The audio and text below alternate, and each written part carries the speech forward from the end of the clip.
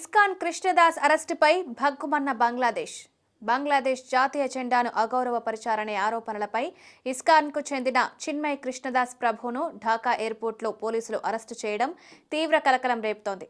October 25న ఢాకాలో జరిగిన ఓ ర్యాలీలో పాల్గొన్న కృష్ణదాస్ ఆ దేశ జెండాను అగౌరవపరిచారనే ఆరోపణలున్నాయి. బంగ్లాదేశ్ నేషనలిస్ట్ పార్టీకి చెందిన నేత ఫిర్యాదు మేరకు కృష్ణదాస్తో పాటు 18 మందిపై పోలీసులు అక్టోబర్ 30న కేసు నమోదు చేశారు.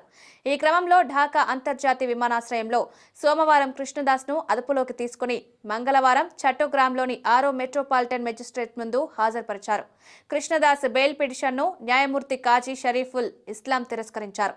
మరోవైపు కృష్ణదాస్ అరెస్టుకు వ్యతిరేకంగా పెద్ద ఎత్తున ఆందోళనకు దిగారు.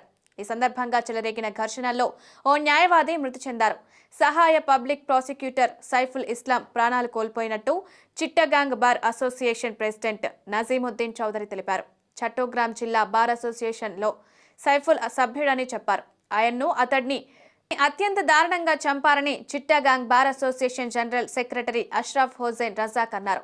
లాయర్ హత్యకు నిరసనగా బుధవారం విధుల బహిష్కరణకు బార్ అసోసియేషన్ పిలుపునిచ్చింది. చిట్టగాంగ్ ఆందోళనలతో దేశవ్యాప్తంగా పోలీస్ భద్రతా విభాగాలు అప్రమత్తమయ్యాయి. ఢాకాలో అదనపు బలగాలు మోహరించారు. చిన్మయ్ కృష్ణదాస్ ప్రభువును విడుదల చేయాలని వేలాది మంది కోర్టు వద్దకు వచ్చి నిరసన చేపట్టారు.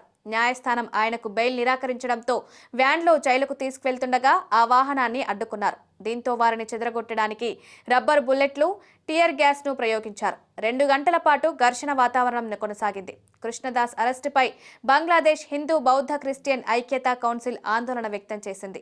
దాడులకు ఖండించిన సంఘం తక్షణమే ఆయన్ను విడుదల చేయాలని మధ్యంతర ప్రభుత్వాన్ని కోరింది. కృష్ణదాస్ ప్రభు అరెస్టును తీవ్రంగా ఖండించిన ఆ సంఘం జనరల్ సెక్రటరీ మనీందర్ కుమార్ నాథ్ ఇటువంటి చర్యలు బంగ్లాదేశ్లో భావ ప్రకటన స్వేచ్ఛ, మానవ హక్కులకు అంతర్జాతీయంగా ఉన్న ప్రతిష్టతను దెబ్బతీస్తాయని అన్నారు.